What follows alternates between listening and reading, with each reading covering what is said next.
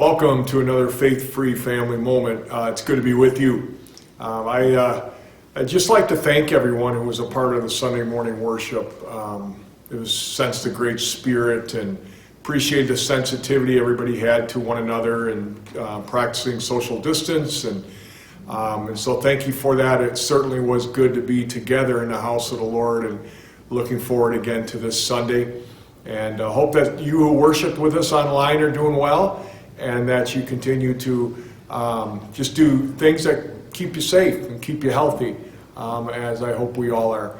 And speaking of healthy, we began talking yesterday about this issue of guilt and shame, and that there's a healthy guilt and then there's an unhealthy guilt. And an unhealthy guilt tends to lead to shame, an invalid sense of shame.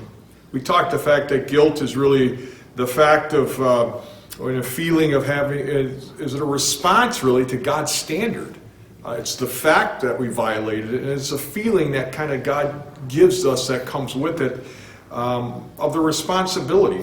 It's a response, guilt, healthy guilt, to bring us back to God. And shame enters the picture, though, when our guilt comes from our behavior and understanding it separated us from God, to the fact that there's something wrong with us in regard to our value. Shame takes it to a different level. Shame is really a belief system in which people conclude there's something wrong with them, not necessarily in their behavior, but something deficient with regard to their personhood. That's when shame becomes invalid. It appears when one, as one author says, a soul can be wrong not only for what one does, but for the fact that it existed at all. That's when it's gone too far.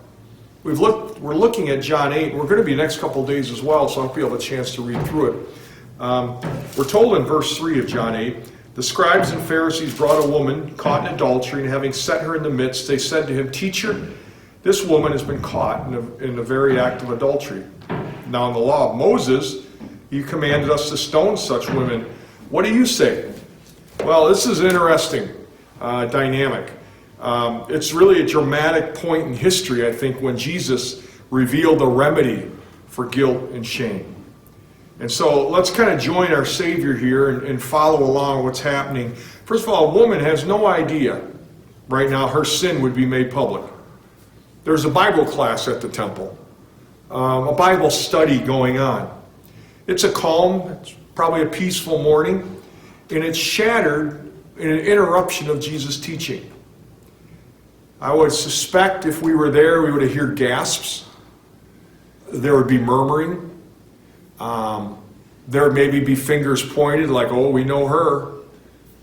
We don't all know, but if we put ourselves there, we can pretty much speculate about what that must have been like to see a woman dragged, I'm sure pushed in the dirt before him.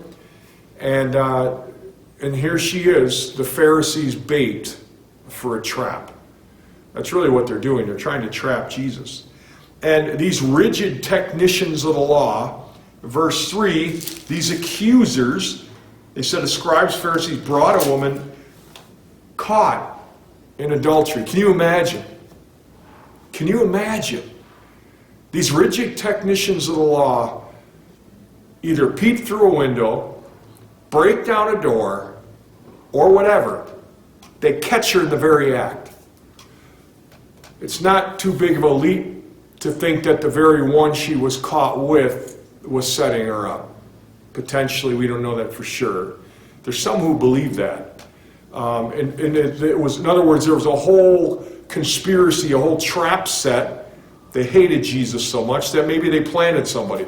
We don't know. We do know something's really wrong when you're peeping in windows and breaking into doors to catch somebody caught in adultery.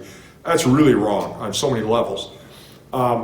Not that adultery is not wrong, but that very attempt would clearly communicate to us there's something wrong, there's an agenda here. And we read about it.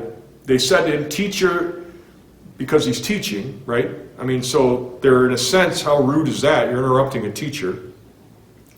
There's a class going on. And in the synagogue, I mean, that was a place, that was a holy place. That was a place that should have been a place of reverence and respect. And if anyone should have known that.